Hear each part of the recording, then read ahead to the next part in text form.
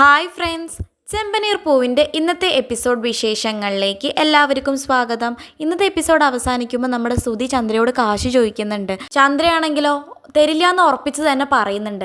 അത് കേട്ട് വിഷമിച്ച് നിൽക്കുന്ന സുധിയെ കാണിച്ചുകൊണ്ടാണ് ഇന്നത്തെ എപ്പിസോഡ് അവസാനിക്കുന്നത്.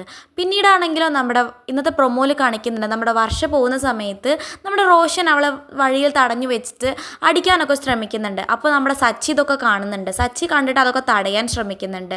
എന്നിട്ട് സച്ചി റോഷനെ നല്ല അടിച്ചിട്ട് സച്ചി പറയുന്നുണ്ട്, ഇനി മേലെ ഒരു പെണ്ണിനെ തല്ലാൻ വേണ്ടിയിട്ട് നിന്റെ കൈ ഓങ്ങരുത് എന്നൊക്കെ പറഞ്ഞ് അവൻ്റെ കൈ പിടിച്ച് തിരിക്കുന്നതൊക്കെ കാണിക്കുന്നുണ്ട്. ഇതൊക്കെ കാണുമ്പോൾ നമ്മുടെ വർഷയ്ക്ക് മനസ്സിലാവുന്നുണ്ട് സച്ചി അത്ര വലിയ ദുഷ്ടനൊന്നുമല്ല, സച്ചി നല്ലവനാണ് എന്നൊക്കെ വർഷയ്ക്ക് മനസ്സിലാവുന്നുണ്ട്. പിന്നീട് സച്ചി പറയുന്നുണ്ട്, നിങ്ങൾ വീട്ടിലെത്തോണ്ട് ഞങ്ങൾക്കൊരു സന്തോഷമില്ല, അതുകൊണ്ട് നിങ്ങൾ വീട്ടിലോട്ട് തിരിച്ചു വരണം എന്നൊക്കെ പറയുന്നുണ്ട്. അപ്പോൾ സച്ചി ക്ഷമ ചോദിച്ചുകൊണ്ട് വർഷയും ശ്രീകാന്ത് തിരിച്ച് വീട്ടിലോട്ട് വരുന്നുണ്ട്. അപ്പോൾ ചന്ദ്രയും രവിയും ആണെങ്കിൽ നല്ല സന്തോഷത്തിലാണ്. പിന്നീട് വർഷയും ശ്രീകാന്തും വന്ന സന്തോഷത്തിൽ ശ്രീകാന്ത് കേക്കൊക്കെ മുറിക്കുന്നുണ്ട്.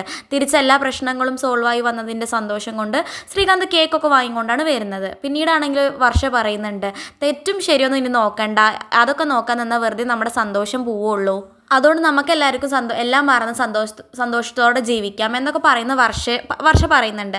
അതൊക്കെ കാണിച്ചുകൊണ്ടാണ് ഇന്നത്തെ പ്രൊമോ അവസാനിക്കുന്നത്. ഇതുപോലുള്ള ചെമ്പനീർ പൂ വിശേഷങ്ങൾ നിങ്ങൾക്ക് പെട്ടെന്ന് അറിയാൻ വേണ്ടി ചാനൽ സബ്സ്ക്രൈബ് ചെയ്യാൻ മറക്കരുത്.